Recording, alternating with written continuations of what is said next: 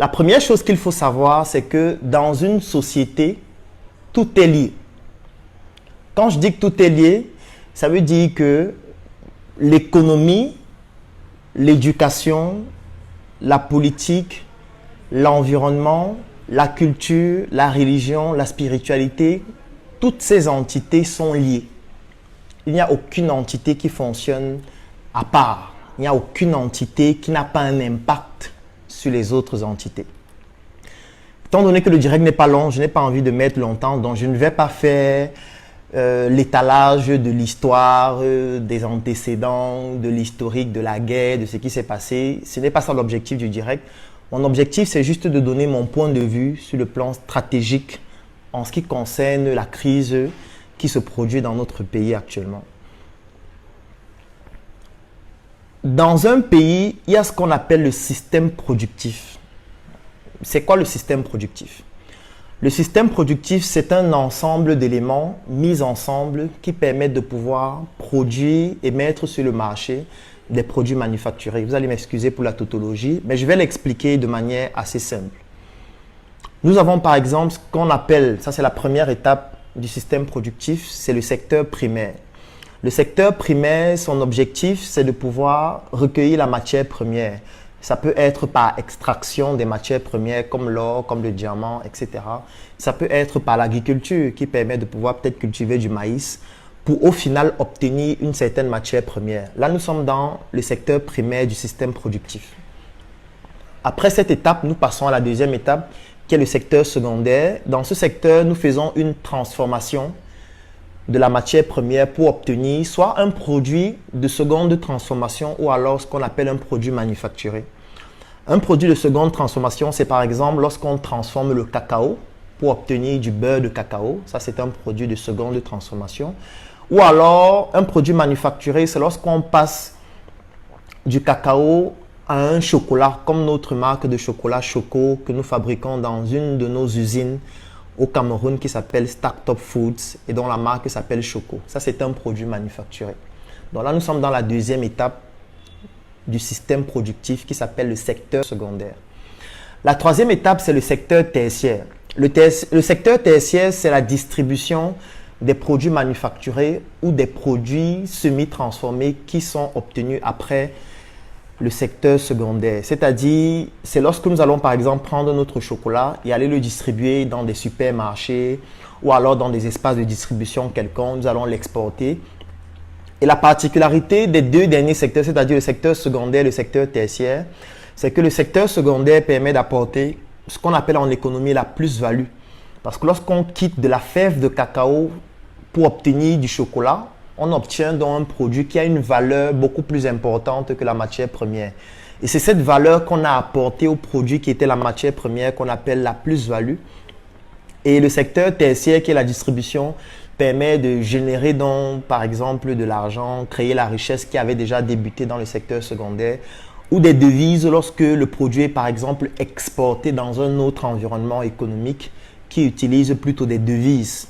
Par exemple, si je voudrais exporter mon chocolat Choco du Cameroun pour les États-Unis, étant donné que les États-Unis n'utilisent pas le franc CFA, je serai obligé d'utiliser une devise internationale qui en général est le dollar pour pouvoir commercialiser mon produit avec un autre environnement économique. Et là, je vais donc obtenir ce qu'on appelle des devises.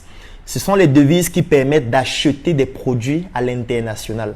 Ça veut dire si le Cameroun voudrait acheter un produit, par exemple en Chine, le Cameroun sera obligé d'utiliser des devises. Et les devises proviennent de nos exportations. C'est lorsque nous exportons un produit que nous gagnons des devises parce que les pays qui achètent nos produits nous donnent des devises. Et c'est avec ces devises-là que nous pouvons acheter aussi des produits qui proviennent d'autres environnements économiques. Je ne vais pas revenir sur la genèse du franc CFA. Je ne vais pas revenir sur le fait que dans le compte des opérations qui se fait en France, notamment parce que le franc CFA n'est pas fabriqué au Cameroun et que la France, par exemple, a 50% de toutes nos devises. Je ne vais pas revenir sur tout cela. Ça va faire que le direct soit trop long inutilement. Donc, je vais aller droit au but. Il était d'abord pour moi important d'expliquer le système productif. Comme pour dire quoi? Lorsque vous observez ce que je viens d'expliquer, c'est-à-dire le secteur primaire qui est la production de la matière première ou l'extraction de la matière première dans ce qu'on pourrait appeler des mines. Le secteur secondaire qui est la transformation de cette matière première pour obtenir un produit manufacturé. Le secteur tertiaire qui est la commercialisation. Vous devez vous imaginer que tous les produits passent par ce processus, y compris les armes. Oui, les armes passent aussi par le système productif. Pour obtenir une arme, il y a le secteur primaire où on a la matière première, ou plutôt les matières premières qui entrent dans la fabrication. On a le secteur secondaire où il y a des usines, parce que c'est dans le secteur secondaire qu'il y a des usines et des industries qui vont transformer cette matière première pour obtenir une arme comme une Kalachnikov ou n'importe quelle autre arme, ou une grenade même, ou un char de guerre. Et dans le secteur tertiaire, on distribue ces produits comme des armes, des chars de guerre, des fusils d'assaut, les hélicoptères, tout ce que vous pouvez imaginer, qui sont commercialisés à des pays ou alors à des personnes individuelles qui en auraient besoin. Pour dire quoi? Pour dire que lorsqu'on vend des armes, lorsqu'on vend des grenades, lorsqu'on vend des chars de guerre et tous ces appareils qui sont utilisés dans des zones de guerre en général, ou alors se protéger d'une guerre ou se préparer par rapport à une éventuelle guerre, on gagne de l'argent. Parce que si aujourd'hui le Cameroun décide de fabriquer des armes et que le Cameroun vend ses armes par exemple à un pays comme le Brésil doit payer le Cameroun en devise.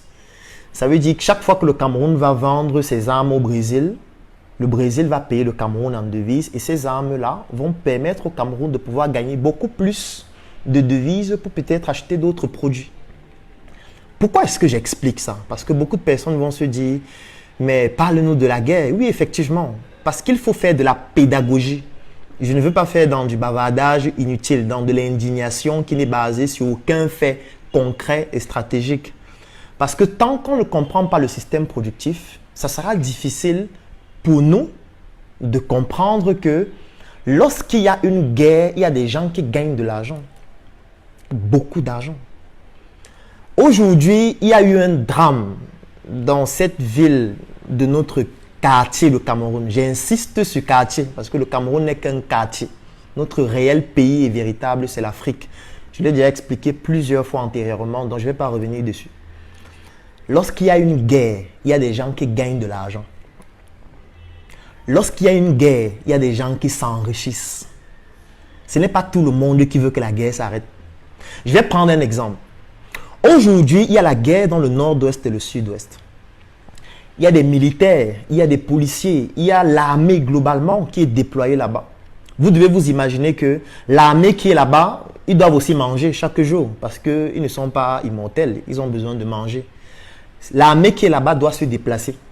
Qui dit déplacement dit qu'on doit utiliser des voitures, on doit utiliser des chars de guerre, on doit utiliser tout ce qui est appareil de déplacement des véhicules. Et ces véhicules fonctionnent avec du carburant. Ça veut dire qu'il y a des dépenses qu'il faut faire pour se déplacer.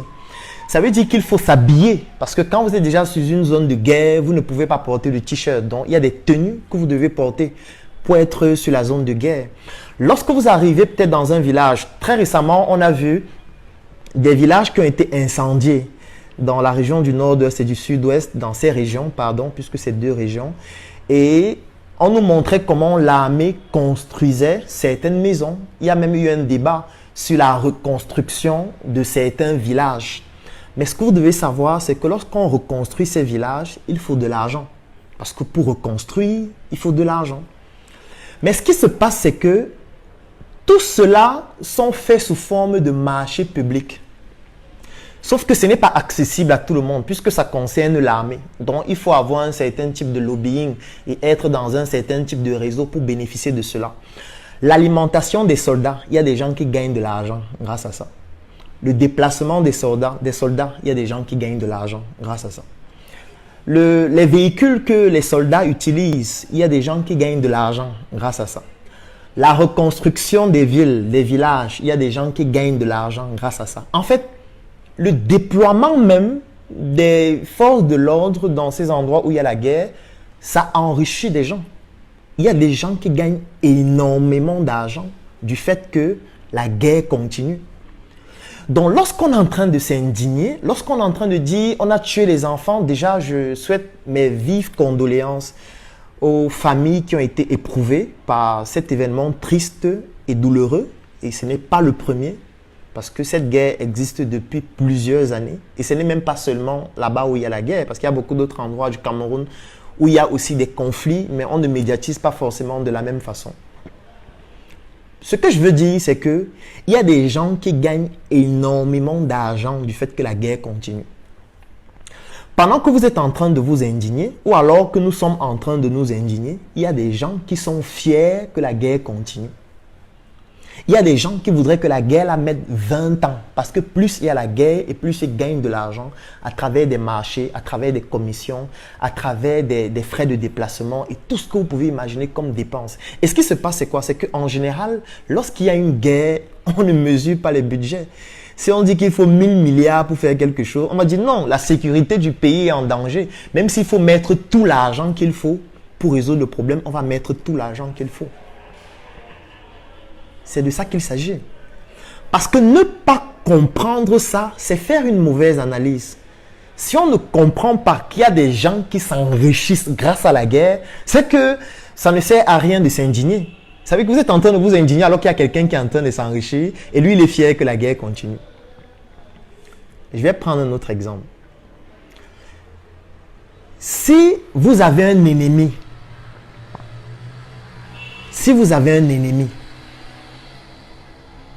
et que cet ennemi pose une action, parce que voilà, il veut vous toucher, parce que vous êtes son ennemi, il veut vous éliminer même physiquement, si c'est possible.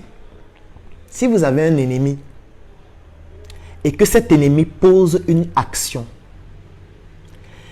et il se rend compte qu'après avoir posé cette action, ça vous choque, ça vous paralyse, ça vous empêche de travailler, ça vous pousse à vous indigner pendant un jour, une semaine, un mois, 6 mois, 1 an. C'est que c'est terminé, c'est que vous avez perdu la guerre. Si votre ennemi se rend compte qu'il y a une action qui, lorsqu'il pose cette action, cet ennemi-là, ça vous pousse à vous indigner, ça vous pousse à ne plus pouvoir fonctionner, à ne plus pouvoir vivre et que votre vie est paralysée, c'est que vous avez perdu la guerre. C'est terminé. Parce que vous venez de donner un message puissant à votre ennemi sur la technique qu'il doit utiliser pour vous éliminer. C'est pour ça qu'en guerre, notamment sur le plan stratégique, il faut dissimuler ses émotions. Et même dans tous les autres aspects de sa vie, ça peut être avec vos amis, ça peut être avec, même dans votre entreprise. Si vous avez un concurrent sur le marché qui se rend compte que lorsqu'il pose une action, ça vous choque, ça vous pousse à sortir de vos gonds, il comprend qu'en fait, chaque fois que je pose cette action-là, ce gars sort de ses gonds. Donc, il faut que je continue de poser cette action. C'est de ça qu'il s'agit. Aujourd'hui, dans notre pays, notamment dans cette région ou dans ces régions du nord-ouest et du sud-ouest, il y a une guerre qui dure depuis plus de 4 ans. Dans une guerre, il y a plusieurs parties qui interviennent dans la guerre. Il y a ce qu'on a appelé des sécessionnistes, il y a l'armée qui essaye de restaurer l'intégrité du territoire. Il y a même des bandits, parce que vous devez vous imaginer que dans tous les pays, même aux États-Unis, il y a les bandits, il y a les criminels, qui profitent donc de cette situation pour pouvoir instaurer une certaine loi personnelle et gagner donc de l'argent grâce à la guerre. Et ce qui se passe, c'est quoi? C'est que j'ai expliqué au début qu'il y a des gens qui gagnent de l'argent grâce à la guerre. Ça veut dire que plus la guerre continue et plus ils sont fiers. Ça veut dire que pendant que nous sommes en train de nous indigner qu'il y a la guerre et qu'il faudrait que la guerre s'arrête, il y a des gens qui sont en train d'avoir le raisonnement inverse. Ça veut dire qu'ils sont en train de réfléchir quelles sont les stratégies à implémenter pour que la guerre continue, pour que je continue de gagner de l'argent. Oui, il y a des gens dans notre pays qui sont en train de développer des stratégies de ce type-là. Ça veut dire que s'ils se rendent compte que pour que la guerre continue, il faudrait commettre des atrocités qui vont pousser les gens à s'indigner et à amplifier le message pour que désormais la communauté internationale et tout le pays, même ceux qui ne savaient pas exactement le degré d'atrocité qu'il y avait là-bas, s'en rendent compte pour que la guerre s'intensifie. En fait, ils vont le faire. Oui. Ils vont le faire, ils vont filmer, ils vont mettre ça à la disposition des réseaux sociaux. Nous allons tous partager sur nos statuts, nous allons partager sur Internet, nous allons rendre le message viral. Les gens vont s'indigner, les gens vont continuer de se battre, la guerre va continuer et ils vont continuer de s'enrichir. Et chaque fois qu'ils vont se rendre compte qu'en faisant ça, on s'indigne, on se manifeste partout et que la guerre continue, en fait, ils vont continuer de le faire. Aujourd'hui, la guerre ne se gagne plus avec les armes. C'est passé, c'est dépassé. Aujourd'hui, la guerre, elle est médiatique. Aujourd'hui, la guerre, c'est du lobbying. Aujourd'hui, la guerre, c'est de l'influence, c'est de la propagande. Aujourd'hui, c'est ça la guerre. Sauf que nous sommes restés dans la dimension de la guerre où on prend les armes, on combat, on va sur le terrain, on fait ceci. Et on laisse donc la propagande à ceux-là qui gagnent de l'argent et s'enrichissent grâce à la guerre. Parce qu'eux, ils ont compris que c'est la propagande qui permet à ce que la guerre continue. Donc, qu'est-ce que ces personnes font? Ces personnes posent toutes les actions nécessaires, comme l'action de tuer des enfants, pour que ça suscite une certaine indignation. Et étant donné que nous sommes dans l'émotion, étant donné que nous sommes dans l'analyse superficielle, nous manifestons de manière explosive notre indignation, action qui contribue à faire perdurer la guerre longtemps et faire en sorte qu'elle monte même en intensité. Et chaque fois que la guerre monte en intensité, ces personnes gagnent plus d'argent. Nous sommes les seuls à ne pas réellement comprendre ces enjeux. Et quand je dis ces personnes, ce ne sont pas les Occidentaux seulement, parce que c'est facile de dire que les Blancs, les Occidentaux ont fait ceci, les Occidentaux ont fait cela. Non, il y a des personnes dans notre pays, dans notre société, qui gagnent beaucoup d'argent grâce à cette guerre-là.